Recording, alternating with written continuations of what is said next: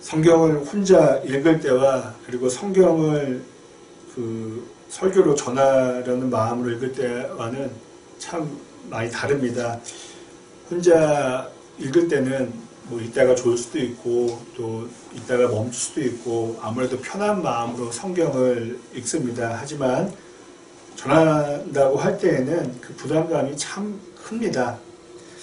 먼저는 성경을 제대로 이해하고 있는지 스스로에게 묻게 됩니다. 그리고 그보다 더 큰 그 마음의 그런 생각은 이 귀한 말씀을 전할 수 있는 삶과 신앙의 자리에 제가 서 있는지를, 그런 자격이 있는지를 묻게 됩니다. 항상 그러하죠. 그래서 설교 원고를 이제 작성하기 전에 먼저 기도를 합니다. 그리고 저에게 있는 작은 십자가를 붙들고 기도를 합니다. 기도를 해도 마음이 편치 않고 또 가라앉지 않을 때가 있습니다. 그때는 더 기도를 합니다. 언제부턴가 이런 생각을 합니다. 고목사, 얘야, 전하는 게 중요한 게 아니다. 깨달은 것을, 그리고 그렇게 사는 것을 전해야 한다라는 마음이 더 제 안에 생겨나고 있습니다.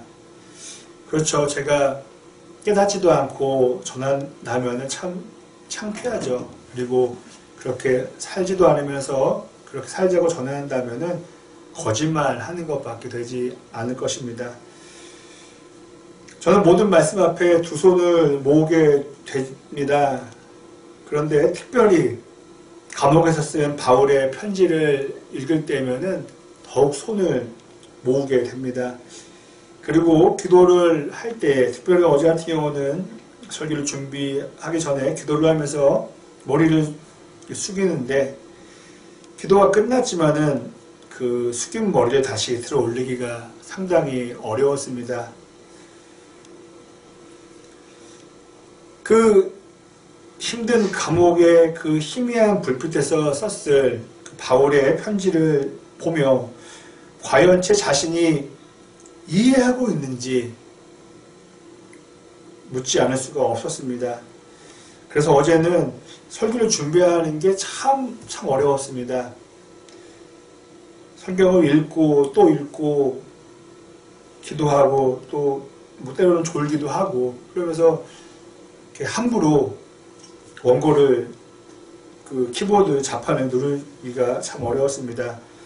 왜냐하면 이유는 마치 원고를 읽는 앵무새가 될까봐였습니다. 제가 순전히 복음을 전하는 것 때문에 감옥에 갇히기 전까지는 사도 바울의 심정을 저는 바르게 이해하지 못할 거라 생각을 합니다. 아무리 열심히 믿는다 해도 죽을 각오를 하고 순교할 각오를 하고 로마로 향한 그 바울의 그 마음까지는, 그 단계까지는 제가 못 올라갈 거라 생각을 합니다. 왜냐하면 감옥에 갇힌 적도 없었고 뭐 매를 맞은 적도 없었지만은 삶의 힘듦이 좀 어려움이 생길 때 그때 무너지는 제 자신을 보면은 이게 감옥에 가면은 어떠할까, 아마 그 믿음이 다 사라지진 않을까라는 생각을 하기 때문에 그렇습니다. 참 부끄럽죠. 그러면서 저 안에 진짜 믿음이 있는가 라는 그런 의문을 갖게 됩니다. 바울은 우리가 잘 아는 대로 감옥에 갇힐 만한 이유가 하나도 없었습니다. 그는 죄를 지은 것이 없었습니다. 그가 한 것은 예수님의 복음을 전한 것이 전부였습니다. 하지만 그 복음을 전하는 것 때문에 그는 감옥에 갇혀야만 했습니다. 아마 인간이 가장 비참한 위치에 놓이게 되는 것은 감옥에서의 삶이 아닐까 합니다. 아마 그 당시 문화를 놓고 봤을 때에 가장 좋은 상태는 자유인이고 그보다 더 어려운 상태는 노예이고 그보다 더 힘들고 비참한 상태는 죄수였을 것입니다. 그런데 바울은 자유인으로 잘 있다가 죄수로 있었던 적이 참 여러 번 있었죠. 제가 감옥에서 쓴 바울의 편지, 그의 편지 중에 특별히 감옥에서 쓴 편지를 읽을 때마다 저는 마음이 무거워진다고 말씀을 드렸습니다. 한 번 더 말씀드린다면은 감히 제가 어떻게 바울을 이해하고 그것을 이해했다고 설교를 할 수 있을까라는 스스로에게 질문이 들기 때문에 그렇습니다. 이런 생각이 들었습니다. 제가 바울 옆에 서서 그와 대화를 나눈 것은 결코 그렇게 될 수가 없고요. 그냥 멀리서 저 멀리 있는 바울을 그저 망원경으로 한번 본 후에 여러분들과 그 바울에 대해서 나누고 있는 건 아닌가, 그것이 가장 적절한 비유가 아닐까라는 생각을 해보았습니다.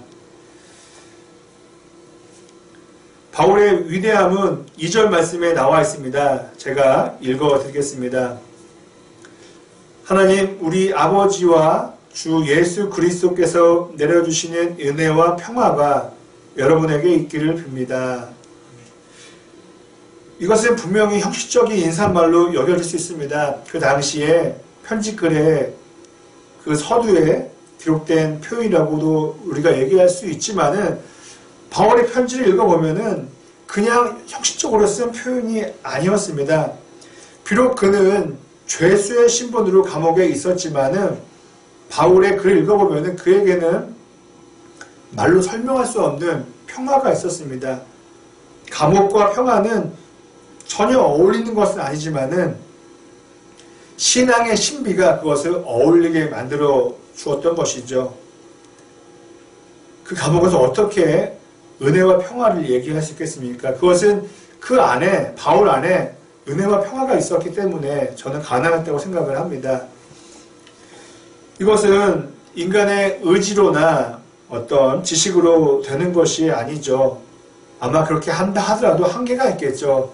감옥에서 평화와 은혜를 외치는 것은 분명히 의지적으로는 한계가 있을 것입니다.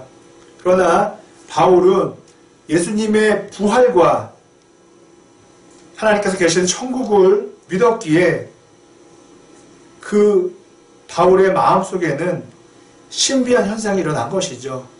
그럼에도 불구하고 평안과 희망이 있었던 것입니다. 다시 말해 무서워하는 것이 없는 사람에게 무서움을 말하는 것이죠. 무서움으로 협박하는 것이죠. 한 번 더 말씀드린다면 우리가 가장 두려워하는 게 무엇입니까? 죽음이죠. 일반적으로 그렇죠. 하지만 바울은 죽음조차 무서워하지 않는데 그 무엇으로 바울을 협박할 수 있었겠습니까? 어떻게 바울의 신앙을 흔들리게 할 수 있었겠습니까? 아무것도 없었죠. 제가 23절과 24절의 말씀을 읽어드리겠습니다. 바울의 고백이죠. 나는 이 둘 사이에 끼어 있습니다. 내가 원하는 것은 세상을 떠나서 그리스도와 함께 있는 것입니다. 그것이 훨씬 더 나으나 내가 육신으로 남아있는 것이 여러분에게는 더 필요할 것입니다. 죽어서 천국에 가는 것이 하나님의 나라에서 그리스도와 함께 있는 것이 그가 원하는 것이라고 바울은 얘기했습니다. 그렇습니다. 바울은 이 땅에서의 삶에 큰 소망을 두지 않았습니다. 그는 천국에서 예수님과 함께 있는 것을 가장 소망했던 것입니다. 그래서 이 땅을 떠나는 것을 크게 염려하지 않았고 그 결과 그는 순교할 것을 알고도 로마로 향했습니다. 그가 맘만 먹으면 로마로 안 갈 수 있었죠. 자기 발로 간 것입니다. 영어 사전을 보다가 이런 단어를 우연히 발견했습니다. 제가 영어로 읽어드리겠습니다. 플라스틱 히피, 그리고 또 다른 표현은 위켄드 히피입니다. 히피는 저희가 잘 아는 히피종할 때 히피입니다. 그런데 앞에 플라스틱 히피가 있고 또 주말이라는 위켄드 히피가 붙었습니다. 뭔가 그 사전을 보니까 이렇게 기록되어 있었습니다. 제가 읽어드린 그 영어 단어는 어쩌다가 이따금씩 히피 흉내를 내는 사람을 갖고서 플라스틱 히피 또는 위켄드 히피라고 영어 표현이 있다고 사전에서 보았습니다. 저는 이런 생각을 할 수밖에 없었습니다. 그것은 바로 제 자신을 향해서 플라스틱 패스터, 위켄드 패스터, 혹은 플라스틱 크리스찬, 위켄드 크리스찬이 아닐까라는 생각을 했습니다. 왜냐하면 조금만 어려워도 겉으로 표현도 안 하지만은 제 마음 가운데 파도가 일기 때문에 그렇습니다. 조금만 아파도, 조금만 경제적으로 어려워도, 조금만 갈등이 생겨도 바울에게는 플라스틱이나 위켄드가 결코 어울릴 수가 없었습니다. 부디 이 빌립보서를 읽는 저와 여러분 모두가 바울과 같은 바른 참된 신앙인이 그리고 목회자가 될 수 있었으면 합니다. 혹여나 우리 앞에 플라스틱이나 위켄드라는 수식어가 있었다면은 다 정말 사라졌으면 좋겠습니다. 그럼 참된 신앙인이자 참된 목회자였던 바울은 저와 여러분을 위해 지금 기도한다면은 무엇을 놓고 기도할까요? 그것은 본문에 기록된 9절과 10절의 말씀을 보면은 그 내용을 우리는 알 수가 있습니다. 제가 읽어드리겠습니다. 내가 기도하는 것은 여러분의 사랑이 지식과 모든 통찰력으로 더욱 풍성하게 되어서 여러분이 가장 좋은 것이 무엇인가를 분별할 줄 알게 되는 것입니다. 바울이 기도를 한다면은 우리를 위한 기도는 어떤 명예나 뭐 권력이나 돈이나 또 우리가 일반적으로 생각하는 그런 것이 아니죠. 좀 돌려서 얘기했죠. 무엇이 가장 중요한지를 알게 되는 것을 위해서 그는 간절히 기도한다는 것이었습니다. 여러분, 우리 기독교인들에게 가장 중요한 것은 무엇입니까?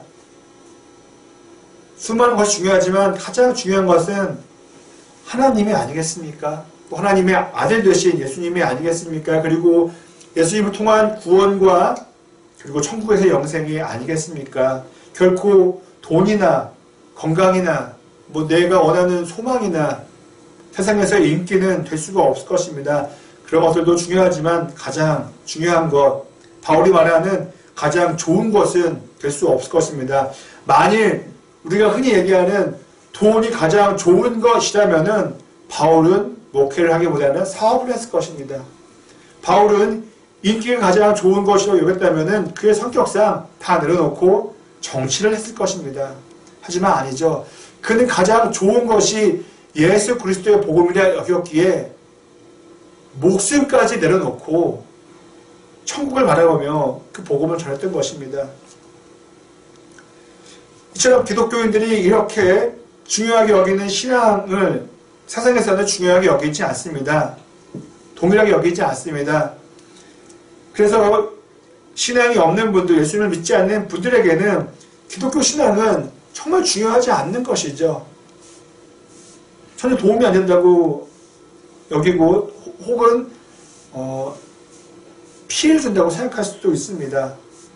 그러다 보니 믿는 분들과 믿지 않는 분들과는 충돌이 생겨날 수밖에 없습니다. 그리고 그 충돌로 인해 우리는 고통을 받게 됩니다. 그래서 바울은 그 충돌로 인해 감옥에 갇히게 되었고 그 안에서 고통을 당해야만 했습니다. 그래서 바울은 고통 가운데서 그 감옥에서 다음과 같이 말해 주었습니다. 제가 29절의 말씀을 읽어드리겠습니다. 하나님께서는 여러분에게 그리스도를 위한 특권, 즉 그리스도를 믿는 것뿐만 아니라 또한 그리스도를 위하여 고난을 받는 특권도 주셨습니다.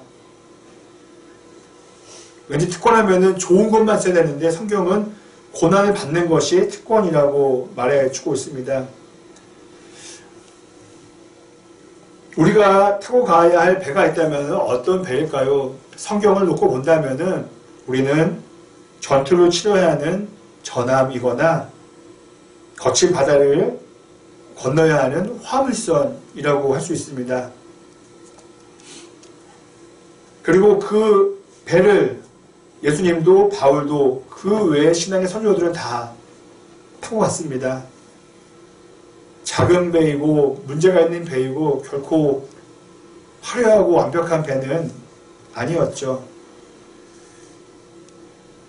그런데 우리는 그것을 잘 알면서도 모르진 않아요. 그런데도 우리는 예수님이 타고 가신 화물선과 바울이 타고 간 전함을 바라보면서 따라가려고 합니다. 그런데 우리는 그러한 배를 타려고 하지 않고 대신에 호화로운, 사람들이 보기에 창피하지 않는 유람선을 타고 따라가려고 할 때가 참 많죠. 하지만 유람선으로는 그 방향을 향할 수가 없죠. 만일 유람선으로 가능했다면은 예수님부터 초호화 유람선의 특급실에 탑승하셨겠죠. 바울도 가장 좋은 유람선에 탑승해서 예수님을 따라갔겠죠. 그러나 성경을 읽어봤을 때에 물론 예수님이나 제자들이 탄 배에 대한 내용은 나오지 않지만은 전함이었네, 유람선이었네라고 나오진 않지만은 유람선과는 결코 어울리지 않으셨죠. 예수님과 제자들 모두가 그러했습니다. 저부터가 그렇습니다. 한국까지는 갑니다. 예수님을 따라가야지라고 한국까지는 가는데 항구에 정박해 있는 군함과 화물선과 유람선이 있는데 마음은 알면서도 제 눈길은 유람선으로, 저의 발길은 유람선으로 향할 때가 너무도 많다는 것입니다. 보여지는 게 뭐 중요하겠어라고 말하지만 보이는 것을 신경 씁니다. 소유가 뭐가 중요하겠어라고 말하지만은 더 많은 것을 갖고 싶은 마음이 늘 마음 가운데에는 있습니다. 그러면서 어떻게 제가 유람선을 좋아하지 않다고 말하겠습니까? 정말 신기합니다. 분명히 하나님께서는 고난을 받는 특권을 주셨다고 바울의 입을 통해 말씀해 주셨는데 저희는 이 고난을 놓고 신앙의 특권이 아니라 고난을 받게 되면은 어리석어서 그래, 죄를 지어서 그래 라고 말할 때가 참 많죠. 아닙니다. 물론 고난 받는 것은 어리석어서 죄를 지어서 받을 수 있겠지만은 오늘 본문이 말해주는 것은 신앙 때문에 받게 되는 특권이라고 말해주고 있습니다. 어떤 분들은 저와 여러분들을 향해서 이야기할 수 있습니다. 왜 그렇게 어렵게 예수님을 믿냐? 믿으면 천국 가는데 뭘 그렇게 힘들게 믿냐고 물을 수도 있으실 것입니다. 하지만 저는 정말 당당하게 말할 수가 있는 것은 어렵게 믿고자 하는 것이 아니라 성경대로 믿고자 하는 것입니다. 성경은 오늘 말씀처럼 고난에 대해서 이야기하는데 고난을 감당해야 한다고 말해주고 있는데 왜 이것을 말하는 것이 문제가 되겠습니까? 왜 어렵게 믿냐고 이야기를 드려야 하겠습니까? 그리고 성경 어디를 봐도 기독교의 모든 역사를 봐도 하나님을 따르고 예수님을 믿는 것이 쉬운 것이라고 그런 내용은 나와 있지 않습니다. 반대로 하나님을 따르는 것 무척 어려운 일이죠. 하나님의 신앙을 버리지 않는 것 무척 어려운 일입니다. 예수님을 믿고 따르는 것, 그의 제자가 되는 것, 바울의 삶만 보더라도 그의 전도 사역만 보더라도 예수님을 믿는 것이, 전하는 것이 얼마나 어려운지 우리는 잘 알고 있지 않습니까? 그런데 왜 우리는 쉽다고 생각을 하고 있는 것일까요? 잘못된 생각입니다. 오늘 말씀 읽는 저와 여러분 모두가 성경이 말해주는 특권인 기독교 신앙의 고난을 분명히 힘들지만은 끝까지 마지막 그 날까지 다 감당해낼 수 있었으면 합니다.